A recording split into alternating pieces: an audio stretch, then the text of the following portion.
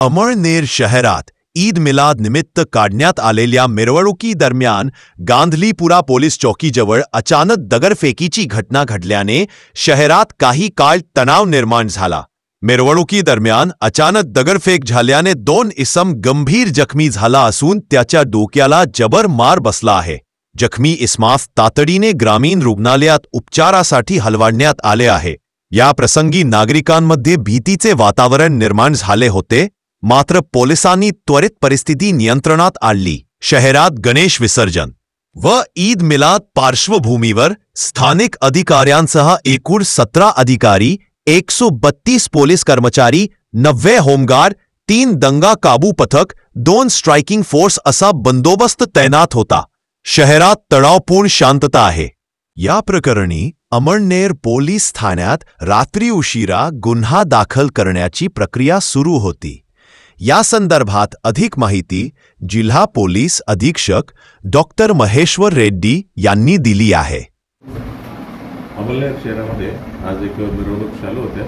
अंदाजे 4 वाजता मिरवणूक सुरू झालं आणि अंदाजे 6 वाजता गांधलीपुरा चौका हे एरियामध्ये आल्यानंतर काही आपसीत काही गैरसमज, काही अफवा आणि काही कन्फ्युजन झालं।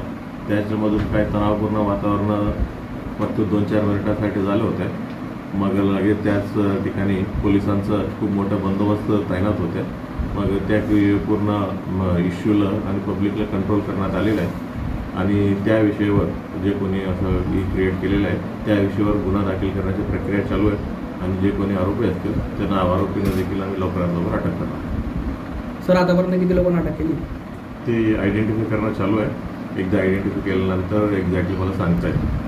गुन्हा वगैरे दाखल झाला ते FIR दाखल करण्याची प्रक्रिया चालू आहे। किती लोक जखमी झाले सर? किती लोक जखमी झाले?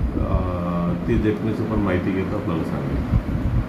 पुणे किती लोकांवर दाखल किंवा काही दुष्परिणाम झालेले असतील आरोपी तेच दाखल करण्याचं आणि आयडेंटिफाय करण्याची प्रक्रिया चालू आहे। एकदा एक्झॅक्टली सर्व माहिती घेतल्यानंतर उद्या आपल्याला सविस्तर ब्रीफ करण्यात येईल। काय पोलीस कर्मचारी जखमी झाल्याचं कळतं असं काय नाही। एकदम सर्व जे काही विषय घडलं होतं फक्त 1-2 मिनिटाचा इश्यू होता। पोलीस तिथं तैनात होते म्हणजे पूर्ण मॅटर आपल्या कंट्रोलमध्ये लगेच आलेलं। सर, आपण प्रत्येक वेळी तेच सांगते, प्रत्येक शांतता कमिटी मिटिंगमध्ये तेच सांगते, म्हणजे प्रत्येकाने शांतता भंग होणाऱ्या असं कोणतंही कृती कोणी करू नका, कोणत्याही अफवावर विश्वास करू नका, सोशल मीडियावर कोणताही द्वेषपूर्वक मेसेजेस कोणी करू नका। मिरवणूक म्हणजे कोणी काढलं असेल कोणत्याही समाजाचा मिरवणुका काढतील, सण उत्सव साजरा करत असताना म्हणजे कोणाचं मनोभावना दुखवणार नाही त्याची काळजी घ्या आणि दुसऱ्याला त्रास होणार नाही त्याची काळजी घ्या, असं प्रत्येक वेळेला आम्ही सांगतच असतो।